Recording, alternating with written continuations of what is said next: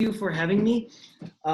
This is a great opportunity. I was talking to John and Sahar right before this, and I was saying that I've never been to New York actually. So this is my first virtual trip to New York. So thank you for making that happen, and I hope that I will have the opportunity. We will have the opportunity to actually get together in person once again in the streets and bookstores, um, different parts of the world, including New York. So I'm going to read and talk about my novel, The Immortals of Tehran. This is a family saga. There's a family in the novel who is apparently under some age-old curse, and as a result of which every other male member of the family dies young, while the other apparently lives forever. Ahmad is one of these people who are apparently immortal.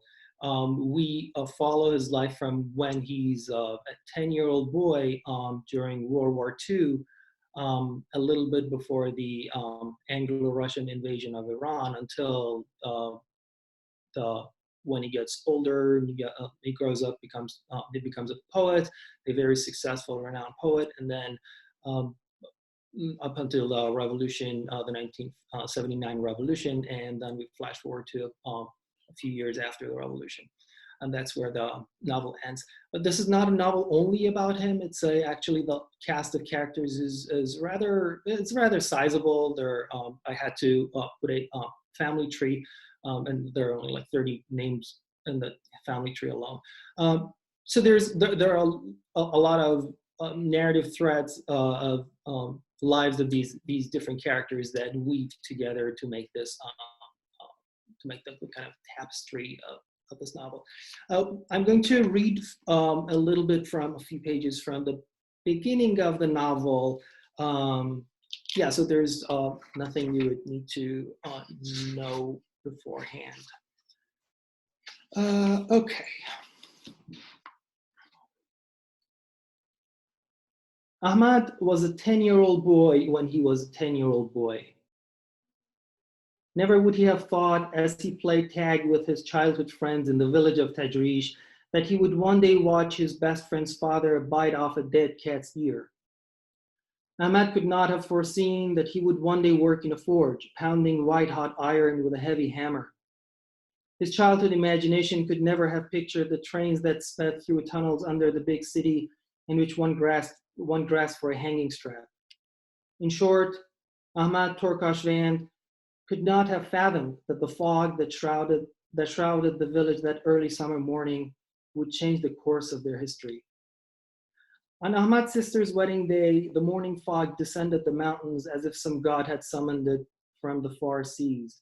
Many in the village had been in preparation since the marriage was announced by Ahmad's father 1 month before. On the day of the fog, as it would be later called by those who decided to stay, a knocking woke Ahmad from his sleep. The sound traveled, jerky and anxious, from the front door, across the yard, into the house, along the hallway, and into Ahmad's bedroom. For a few seconds, he thought he had heard the rap in his dreams. His eyes were closing again when the repeated pounding yanked him out of sleep. He sat up, remembering his sister's wedding. His mother had told him the night before that she would leave for the orchard with the women from the neighboring houses shortly after dawn to prepare for the ceremony. She had asked him to let the chickens out of the coop, scatter some feed, and not forget to get them back in before leaving for the orchard. That was his only chore for the morning. The house was quiet. "Mom," Ahmad called out toward his closed door. He sprang up from his sleeping pad on the floor to look out the window. Behind the white lace curtain, a fog had fallen so dense he could barely make out anything in the courtyard. With its chain-link fence lost in white, the coop was no more than a ghost of a large cage with blurry wooden posts. Ahmad heard the nervous knocking again, and this time Salman's voice came with it. "Ahmad!" Ahmad was not unfamiliar with Salman's banging on the door. which often meant playtime out in the dirt alleys or outside the village on the mountain trails, shooting pebbles at sparrows with slingshots. But his friend had never come so early in the morning when it was time to prepare fresh meat for the customers, and he had to lend a hand at the butchery. In response to Salman's shout, the rooster, Ahmad's favorite in the coop, cried out a hoarse, "Cuckoo-cuckoo." "Coming!" Ahmad shouted as he stepped onto the wide veranda that overlooked the courtyard. The fog was the thickest Ahmad had ever walked into. If he had not already known where the flower beds, the coop, and the cauldrons were, he would have lost his way in the limbo of the large yard. "Ahmad, hurry! It's your father!" Suddenly the fog seeped into Ahmad's chest. From the pile of shoes and slippers he threw on the first pair he could find, ran down the 4 steps into the courtyard and sprinted to the front door. Salman was restlessly shifting his weight from one foot to the other. Worry shot from his eyes. Without a word, he started running. Ahmad ran after him, along alleys in which fog flowed like a river toward a white sea. In front of him, Salman was a ghost, only half visible, partially dissolved. Ahmad had to exert himself to catch up with his swift-footed friend, lest the fog eat him altogether. He kicked off his slippers. The only sounds were their steps on the ground and their panting. The rest of the world had gone. Ahmad tried to think what might have happened to his father. He followed Salman around a corner and came to the open arena in front of the mosque, where a murmuring crowd had gathered. The people close to the entrance were more visible, while the ones on the periphery blended into white. "Here comes his son," someone shouted. The people Ahmad could see turned their heads toward him as the crowd parted to let him through. Both metal doors of the mosque were flung open. Usually only one was used. Surrounded by the onlookers and standing taller than them all, Mullah Ali was waiting close to the door. It was the first time Ahmad had seen the mullah without his white turban. The man's sparse gray hair was in disarray. Inside the mosque, a few men stood facing the small door in the corridor that opened into the stairwell inside the minaret. The turquoise tiles of the minaret faded into the milky haze before Ahmad could see what was happening up at the crown. "Come down, Nasser," Nemat the barber shouted up. "Don't do this to the house of God." Ahmad felt a hole open in his stomach, down which his insides tumbled in an endless fall. It was his father Nemat was calling. The muffled sound of metal hitting something non-metal was the only reply from the top of the minaret. Step back, shouted one of the men. Some ran out and others dashed further into the mosque before something rumbled in the minaret and large chunks of brick shot out of the stairwell at the bottom. A flower pot broke. Ahmad looked around at the faces he saw every day: the grocer, the bathhouse keeper, Mohammed the carpenter, the baker, Salman's father, Mashakbar, a short man with a big stomach, and everyone else. It was hard to make out the faces of the women who were sitting mostly in white chadors camouflaged by the fog on the rooftops witnessing the incident. He could not tell if his mother was among them. Why would she be watching and doing nothing? Salman's father limped over to him and rested a hand on his shoulder. "What's my father doing, Mashakbar?" Ahmad asked before Mashakbar could answer, there was a gunshot from the top of the minaret, a shot into the fog. Everyone looked up in sudden agitation, although nothing could be seen. Ahmad was afraid. A second shot was fired. Salman covered his ears. Ahmad too put his hands on his ears and took shelter behind Mashakbar. Mullah Ali combed his black and white beard with his long bony fingers and looked up at the top of the minaret. "Nasser Khan, come down," he shouted. "There are no Russians in the sky." Ahmad kept his ears covered. There was another gunshot, and more brick came rolling down the spiral stairway of the minaret. "Nasser Khan," shouted Mullah Ali, "your son is here. Can you hear me? Ahmad is here." All right, I'll stop here.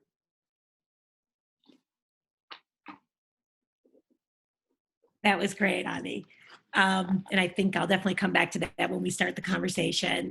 Thank you, John McNally Jackson, for hosting us. For the viewers who are tuning in, and I just want to shout out our agents who actually connected us, and our publishing houses, Melville House and W.W. Norton. In this extraordinary time, we might have lost some opportunities, but I don't know that I would have met Ali had it not been, for this pandemic. So in this very uncertain time, some things are certain, and that's, we still are able to connect in these really extraordinary ways. So thank you. So my novel, The Beauty of Your Face, begins in an Islamic American high school. Afaf Rahman has sort of escaped the busyness of her day in what used to be a confessional in this particular building. It used to be a convent that has been converted into this Islamic school. And as she is wrapping up prayer, she hears what she thinks at first are firecrackers, and comes to understand very quickly that it is actually a shooter who has entered the building. And so we are then swept back in time over the decades of Afaf's life, beginning with 1976. And we just sort of are on this journey through her life, and it alternates with the shooter. So there's some space given to the shooter's point of view, and all these moments that basically bring them to this critical moment when they actually will face each other. So I'm going to read briefly from 1976. And this is a scene when Afaf and her brother are sent away because of a crisis in her family, and I'll leave it at that. So they've gone to stay with Khalti Nasreen, her Aunt Nasreen. This is her mother's sister, and it's Thanksgiving. So 1976. Oh, sorry, I knew I was forgetting something. My reading glasses, forgive me. Khalti Nasreen will host Thanksgiving. There is a small community of expatriates from Egypt and Iraq who live in Kenosha, among them a few physicians and their families whom Afaf's uncle has invited. Afaf can tell Khalti Nasreen is very nervous and doesn't want to disappoint her husband. She bastes the turkey, curlers in her hair the size of soda cans, and a frilly apron wrapped around her knit turtleneck dress. Her Marie Claire magazine is propped open on the kitchen counter, a juicy golden roasted turkey taking up the centerfold. A bit of flour dusts the corner of an easy turkey day recipe. Her aunt recites each direction out loud as she performs it, less clumsy in English than her mother. Afaf doesn't recall Mama ever consulting a magazine or a cookbook. There was no need. Afaf doubts the suppers they normally ate, makluba and warak dawali, could be found anywhere in a recipe book. Khalti Nasreen permits Afaf to set the table, then returns and rearranges the silverware, approving everything else. Okay, I think we're all set, she says. Let me do your hair, Afaf, yallah, before the guests arrive. She pads up the carpeted staircase in fluffy pink slippers. Afaf remembers how her mother's dingy slippers had once swallowed Khalti Nasreen's feet. The guests include a childless couple, newlyweds like Khalti Nasreen and Ammo Yahya. The woman has a hooked nose that makes her appear unkind. Her husband constantly blows his nose, much to his wife's annoyance, his handkerchief sliding in and out of his pocket like a magician practicing his act. He ogles Khalti Nasreen each time she stands up to serve or replenish a dish. There's an older couple with two daughters close to Afaf's age.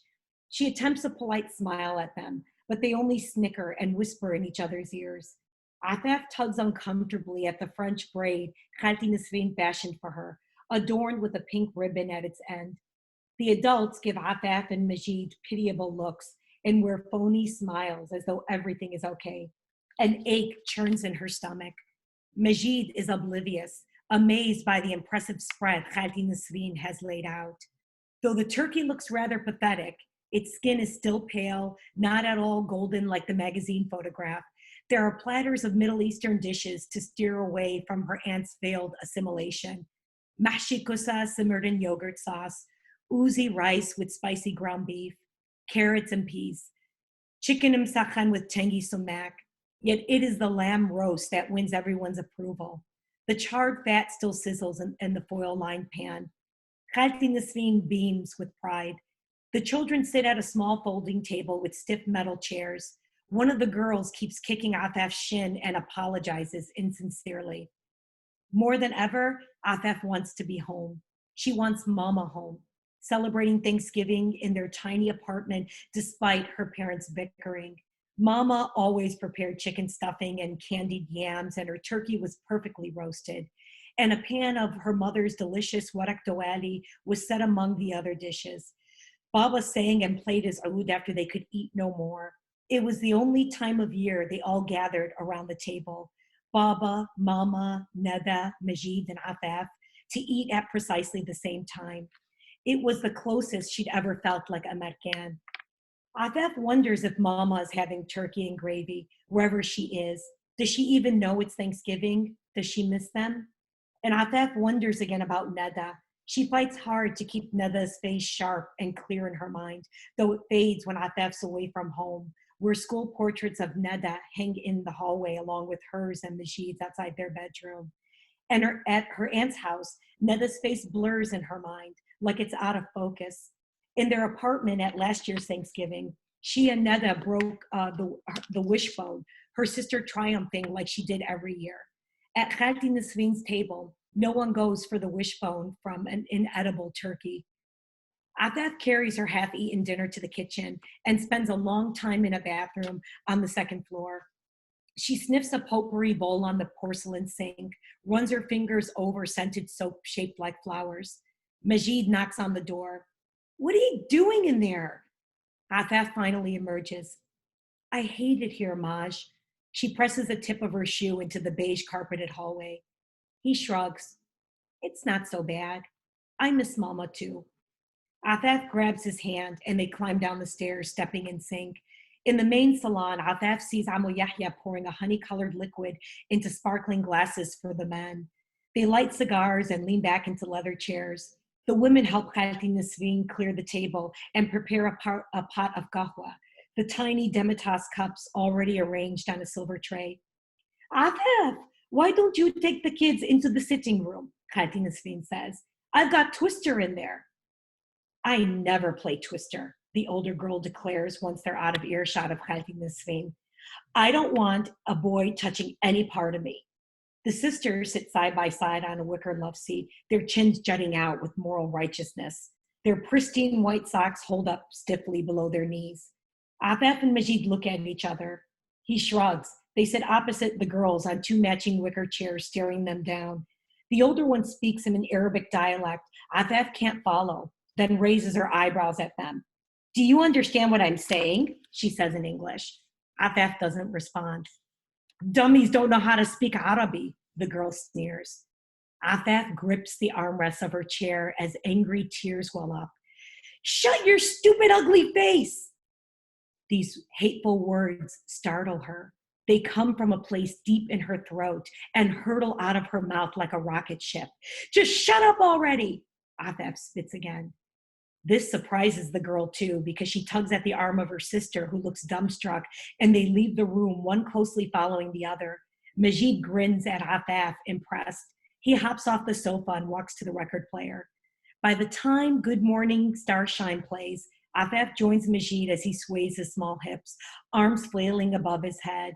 She moves from side to side, soft clapping. Khalti Nasreen pokes her head in. She looks like she's about to say something, but only smiles before leaving them alone. Good Morning Starshine, the earth says hello. They listen to the entire album until they no longer hear the words. So I guess we can start, Ali. And, I chose that particular passage because in a conversation that Ali and I had a few days ago, he mentioned food, and the role of food. And I told him, it's just so wonderful because people who have reached out have told me just how visceral the role of food is for them in this particular book. And so we were just thinking about how we basically have tried to build these worlds of a culture that might not necessarily be recognizable to some of our readers. And for me, food is so important in Arab culture. And I just feel like that also translates across cultures. I think it's such an inviting thing, especially in a book for someone who might not be familiar, with a particular experience. So I just think, that felt perfect. I'm also thinking about Ramadan, which started a few days ago. And so in my Muslim and Arab circles, that's celebrated, and it is an occasion that brings families together around the table. For someone like Afaf, her mother suffers from some mental health issues, but food is a constant. And so I hope, that is something that I conveyed well, that with all the instability, this is something that Afaf can sort of take comfort in this particular family. And of course, then it extends, to other communities for her in this particular book. So I guess, Ali, I'm thinking about what are some other maybe cultural touchstones, or, if you'd like to respond in terms of your own book.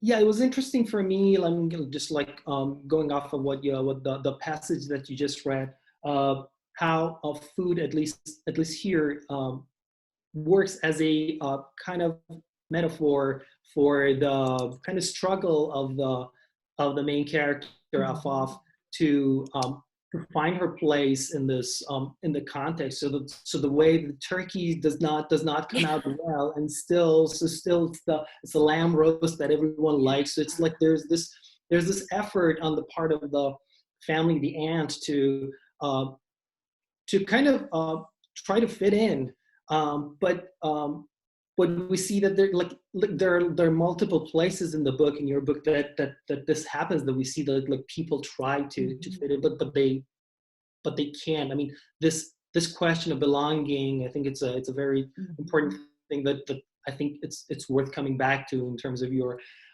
novel.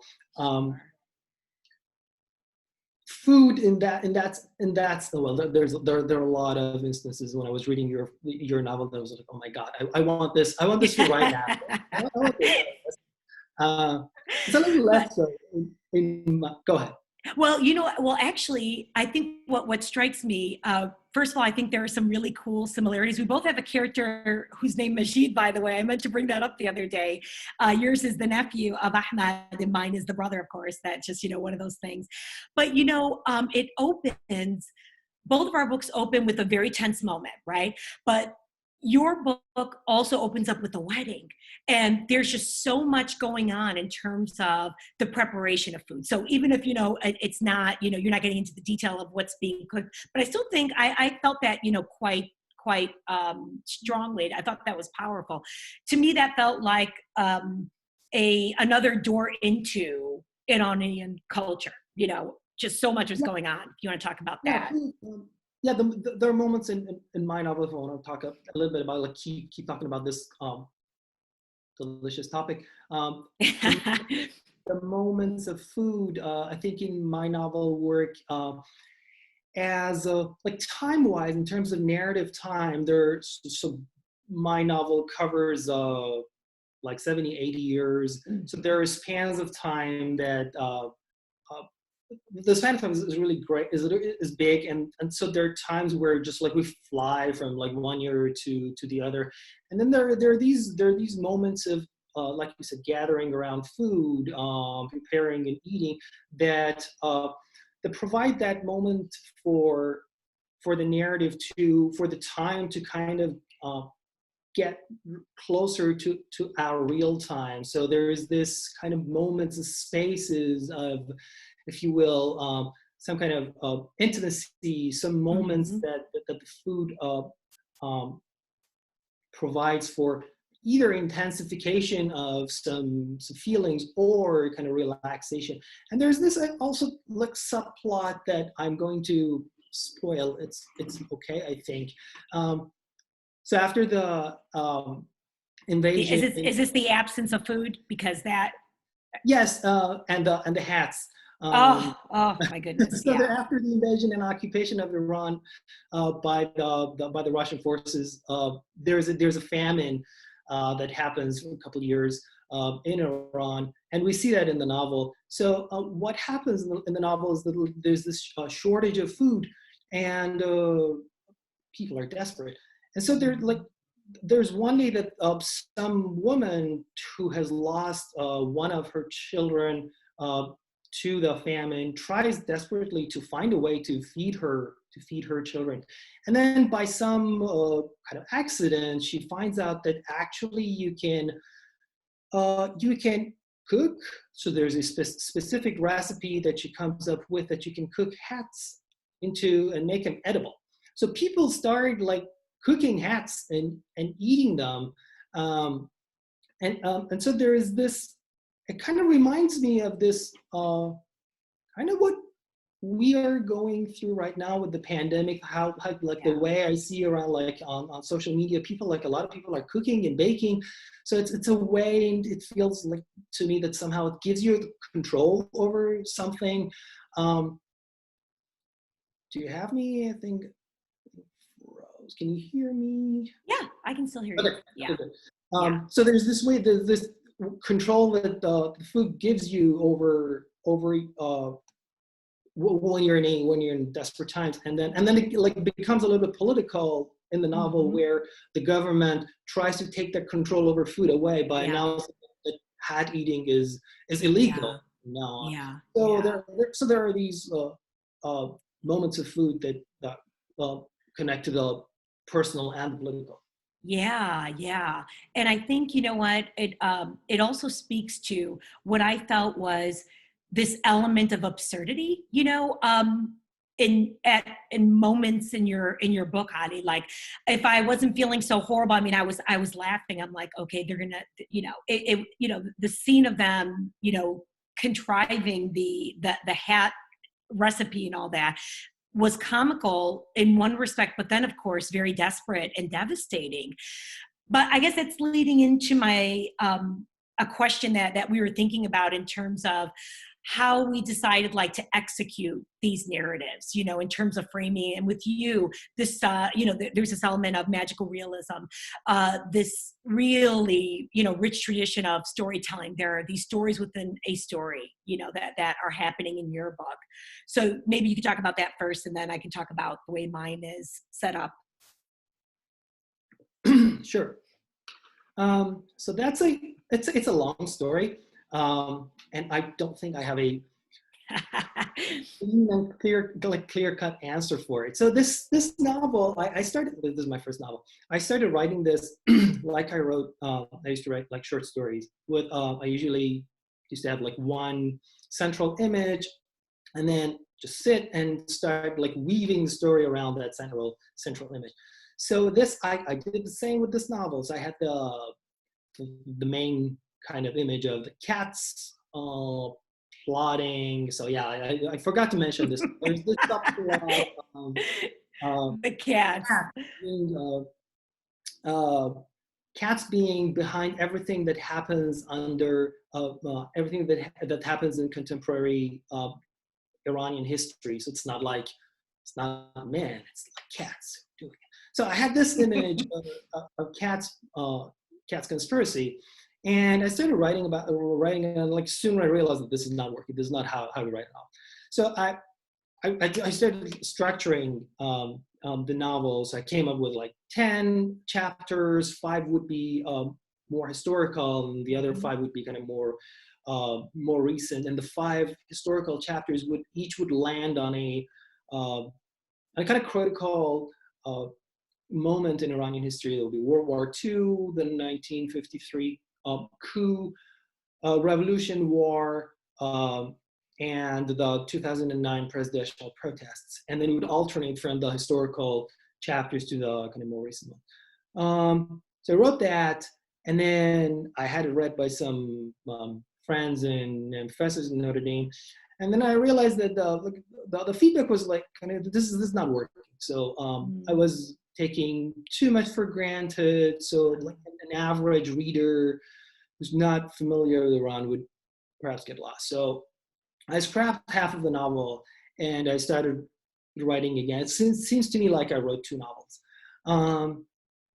So it was one of the things that was in effect for the form of the novel was me trying to explain explain the culture and history to an average reader that would not necessarily be Yeah. familiar with. So that there's something kind of funny. Okay, go ahead if you like. I can go on. But No, this is amazing. I just feel like, in so many ways we're like kindred spirits. And of course, I just felt like your novel was quite an undertaking because of what I felt were, and you talked about this, multiple threads.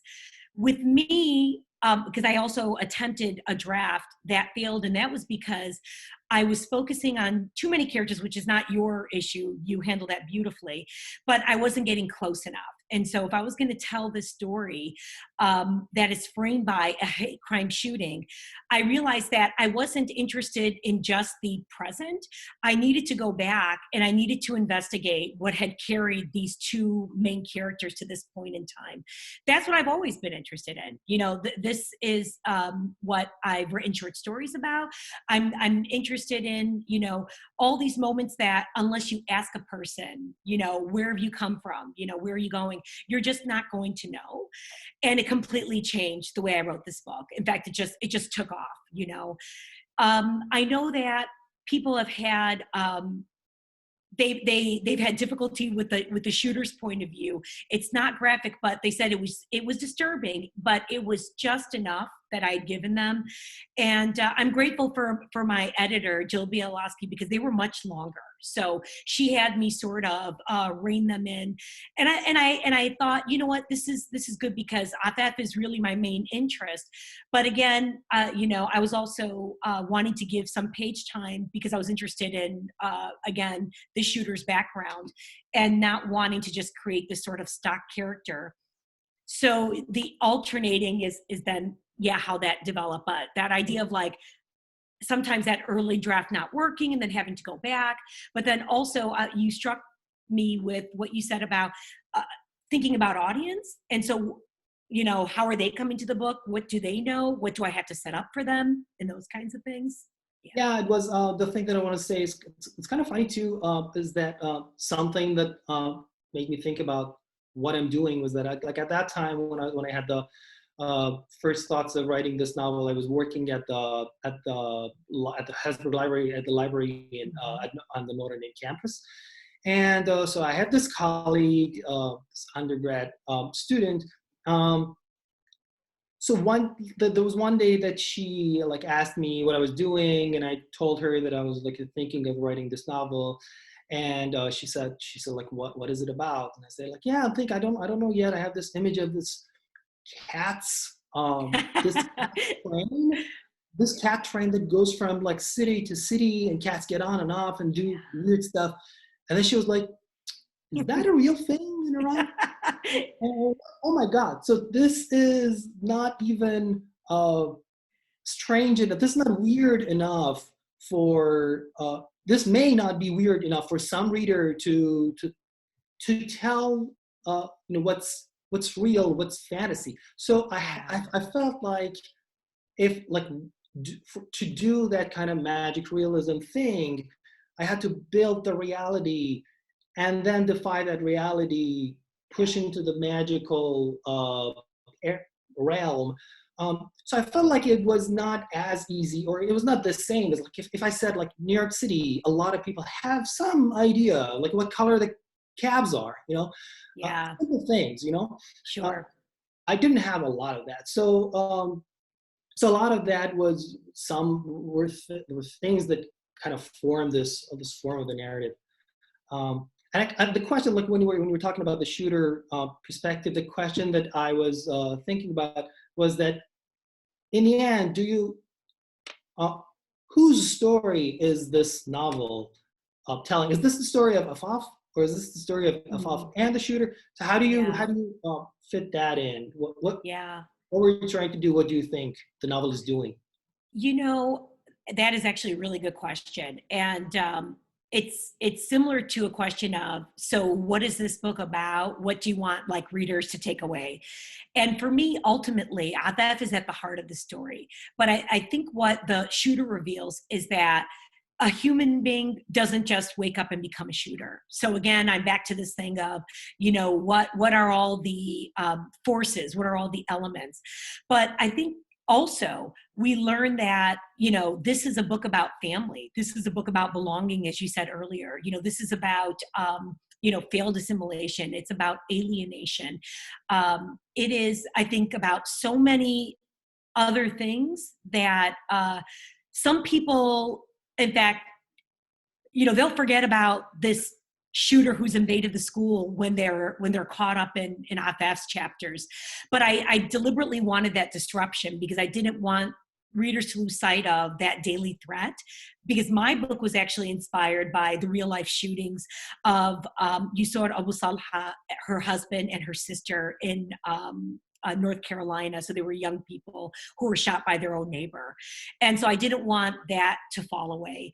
But ultimately, so many other things are transcendent, which is super, but I didn't want to lose that thread about the threat of violence for visibly Muslim women, especially, and the community that basically allows them to persevere, and the religion, that uplifts them and raises them, that there are just so many misconceptions about. And I just hope to sort of like expand that narrative. This can't be the end all. I can't be a representative, of Arabs, Palestinians, and Muslims. I'm just hoping to be one more story, so I don't know if that answered your question, Ali, but I appreciate, this idea of, who's it really about? And I think it's both. And I think it's about everybody, ultimately. Yeah, it's very interesting. I mean, like, I agree with you that the novel, and your novel is about like much more than school shooting. It's about immigration. It's about belonging, finding a home. I mean, like if you have time, I would love to talk about it, like a lot of things. What does home mean for Afaf? What is immigration? Like, it's about identity, the way race and religion affect her daily life. So what does it mean? How does she try to find her what does she identify with? So all of these questions, one very interesting thing for me is the bilingualism in the novel. Actually, there's more than like two languages. There's Arabic, there's English, and there's a little bit of Bosnian. So this like multilingual space that the character is kind of living in.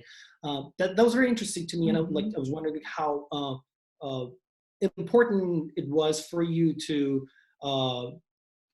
kind of build this like for the novel to perform this kind of bilingualism. I mean, we don't have to go there right now. If you have other questions, we can go come back. So, but these are some things that are, I think, like at the heart of the novel. Yeah. I think she is in between two worlds. Afaf is, at least that's the way I perceive her. So your question about language is a good one, because I just read that excerpt where the other two Arab girls are fluent and they start to make fun of her and Majid for not speaking. So I think I also dispel that the conception that, you're going to speak fluently if your parents are immigrants. And that wasn't the case actually for me in my own life. It wasn't until I lived in Palestine that I actually learned Arabic more fluently.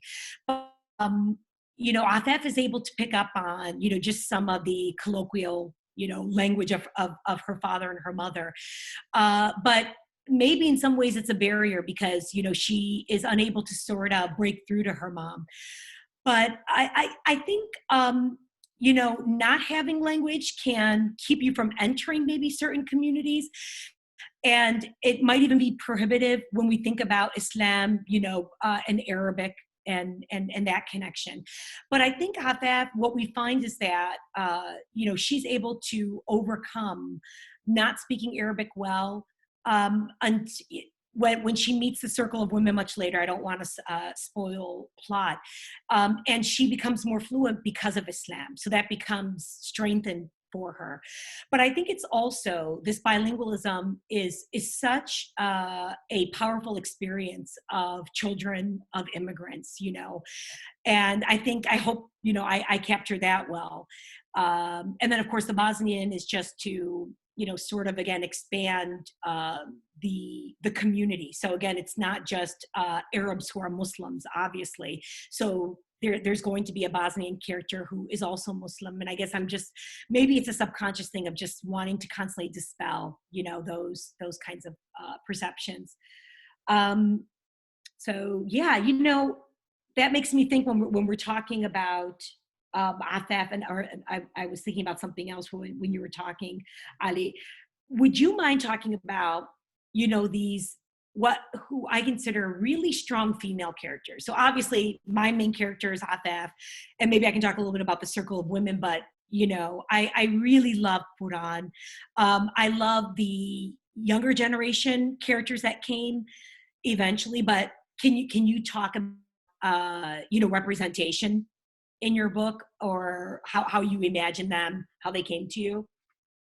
Sure. Because Ahmed obviously is a strong male character, and we start with strong male characters too. Yeah, sure. So this is actually a question that some other people have asked me before, the question of like female characters and the representation. And it was actually a kind of big dilemma when I was writing the novel.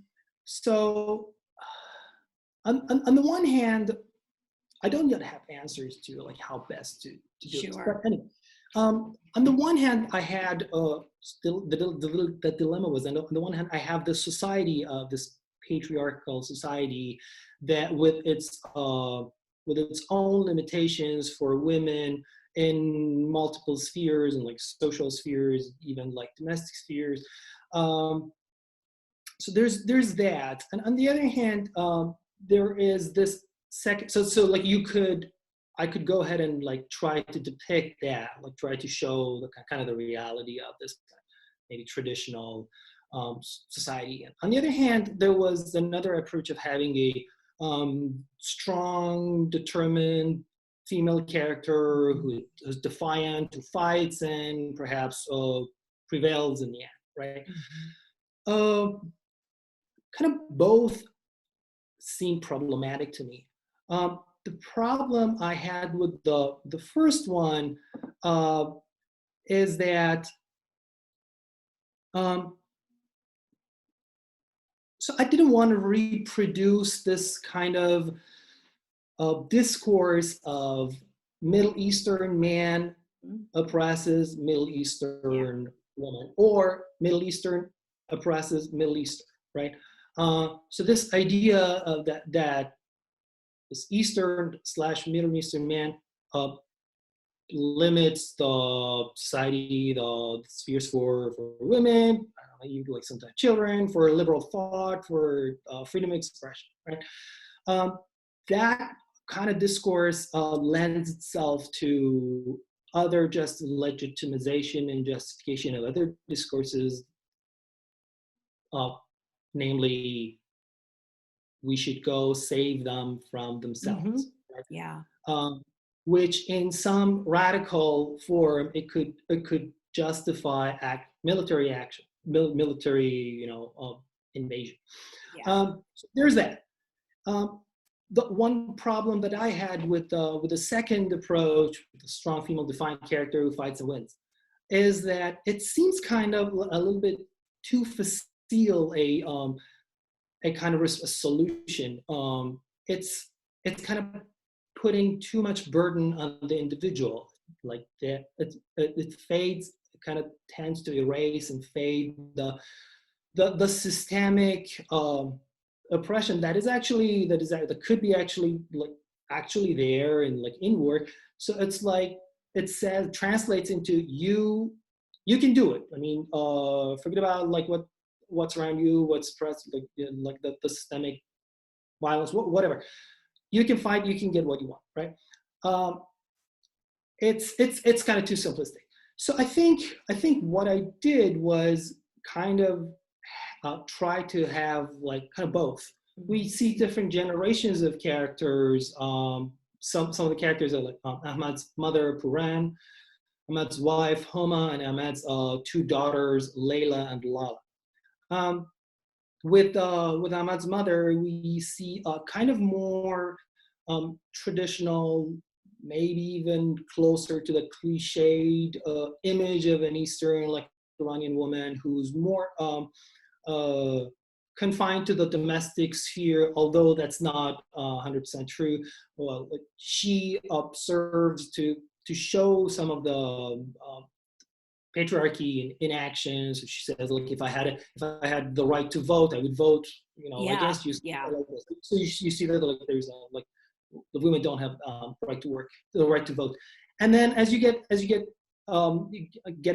you go along in history, you have Ahmad's wife who marries him despite her family, and then the younger generation, Ahmad's daughters are kind of radical, kind of wild. Yeah.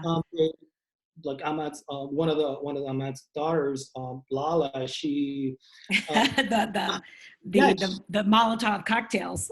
Oh yeah, she but you know what's interesting, Ali? I think with Puran, so going back then generationally, so yes, I mean, she is definitely someone who might seem familiar, and I don't know about cliche, but I would say that her strength comes from fighting with what's at her disposal, right? And that's what makes her interesting, and that's what makes her nuanced, right? And even like the sisters, Layla and Lala, I felt like they could be foils for each other because, Layla, even though I thought was quite, I hate to use the word aggressive because that sounds gendered, but, she pursues, right, that man, her love, but, sort of falls into that life. Whereas Lala here, she is engaging in, quote, masculine behavior. And I just felt like, wow, these are, again, representations of, these women are not just one kind of brand. I think they're very layered, and I appreciated that. Yeah. So well done. Thank you. I think I have a couple questions from the crowd. Maybe. Oh, great. One for each of you. Sahar first. Yeah. Somebody wrote, without giving away any spoilers, I found the transformation of FF remarkable from her childhood to teenhood to adulthood. Can you share with us her growth, or where her growth came? So, speaking of cliches, right? Here is a young person who has been wrecked and lost, and really has not belonged to her Arab community and to white community, and so she finds herself in the company of these extraordinary Muslim women who basically we find are going to embrace her. So the transformation it appears to be religious on the surface, and I think that's probably even how, that might be the elevator pitch and the way it's packaged. But what I think, or what I hope strikes readers is that, these very strong women accept her for who she is, and she starts to adopt the rituals of religion after that. So it's the love and the sense of belonging, it's the mentorship that she's just really hungry for, that these women offer her. And again, I just think about the pageantry of Catholicism and how gorgeous that is.